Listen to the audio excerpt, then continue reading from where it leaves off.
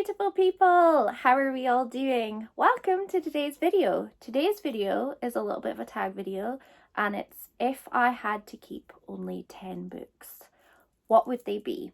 So I have went to my favourite shelf and I have picked the 10 books that if I absolutely had to keep them and only them, these are the ones I would pick. So I'm not going to go too much into them. I'm just going to kind of show you what they are and say like a little brief thing about them and why I would keep them and what I loved about them.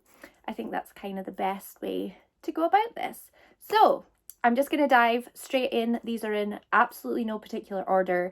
They're just 10 of the books that I would keep. So the first one is The Seven Husbands of Evelyn Hugo. I probably don't really need to go into this one too much. It's based on the character Evelyn, and she's sitting down with a reporter and she's just basically going through her life with this reporter for the first time. She's never really done interviews or anything, and this is basically just like a biography of her life. I adored the pants out of this book. If you've not read it yet, please pick it up because it's absolutely amazing. But yes, this is one of the ones that I would happily reread. I've not reread it yet, but it is on my plans for this year in 2022 to reread it. But massive favourite. The next one is, it's not actually very well known, which is quite strange, but it's by an author called Mariana Zapata, and it's called All Roads Lead Here. It's quite a chonker. I read this kind of at the beginning of the year, so this is quite a new favourite for me, and it's basically about a girl that kind of goes to travel somewhere to kind of try and find where her mum is. There's a lot of sad elements in this, and there's a lot of there's not a lot of trigger warnings, but there is kind of like something that would be triggering for some people, so I would maybe kind of look them up first if you're wanting to go into it.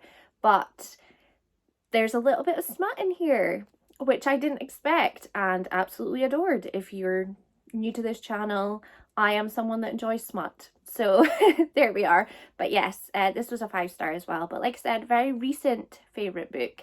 But I would be really upset if I didn't have access to this book.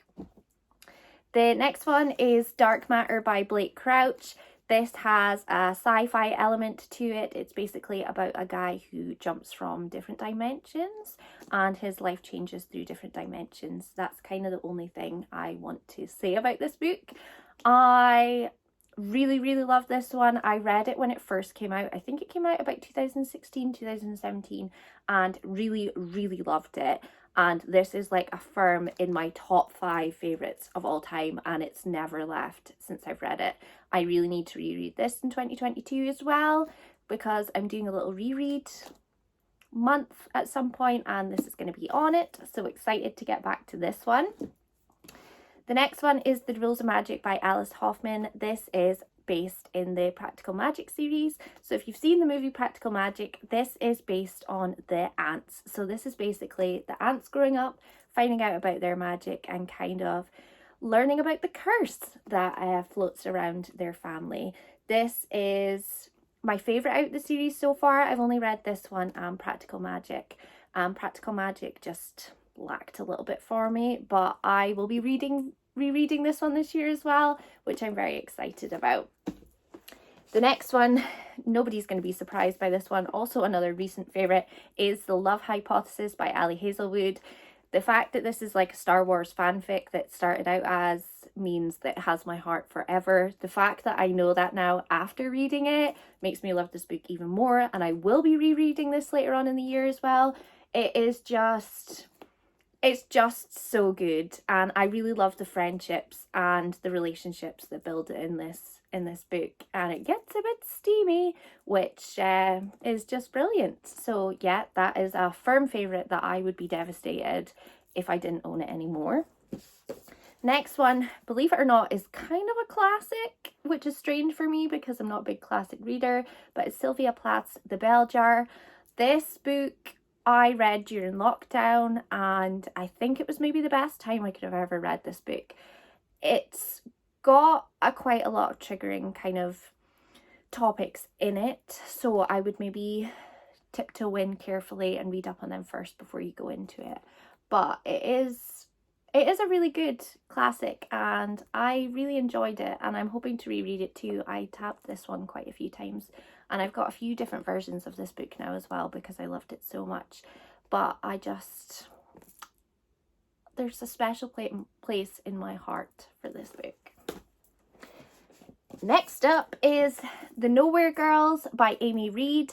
I read this maybe 4 or 5 years ago. This again has a triggering topic in it, so I highly suggest if you're wanting to go into it to read up on them first. But it's basically about a girl who has a bit of a situation, shall we say, and she has to go and deal with that and go through her friend, like go with her friends to kind of like deal with that. This book has kind of stayed with me ever since I've read it. I've only read it the once, but it's stayed with me, and I really want to get back to reread this as well to see if it hits me as hard as it did the first time. But again, go in carefully because of trigger warnings. Next one is the beautiful edition of If We Were Villains. It's a signed copy. Absolutely love this. I own 2 copies of this one too. It's dark academia. It's based on a guy that basically has been in prison for 10 years and a police officer goes to meet him who had put him in prison and basically just wants to find out exactly what it was that happened that he went to prison for.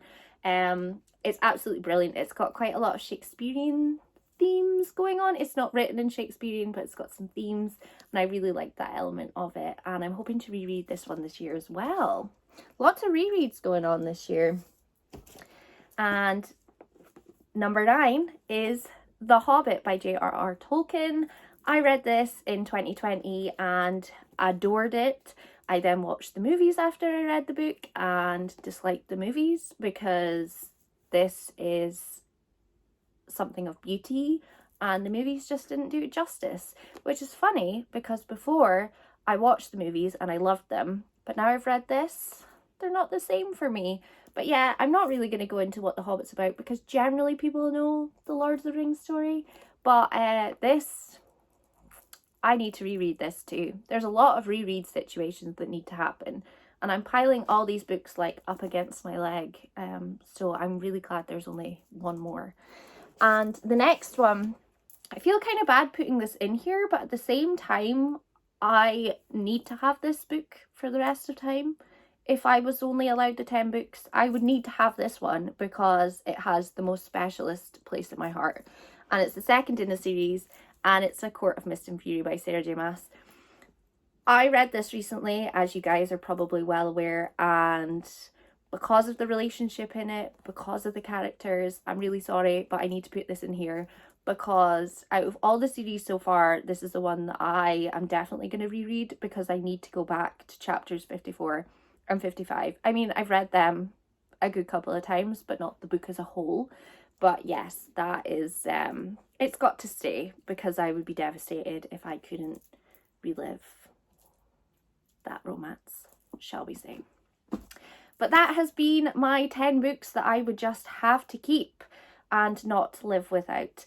I hope you've enjoyed this video and I hope you're all having a lovely day. Get yourself a nice biscuit tea because I feel like I've just spoken fast forward. I hope you all have a lovely day and I will see you next time. Bye!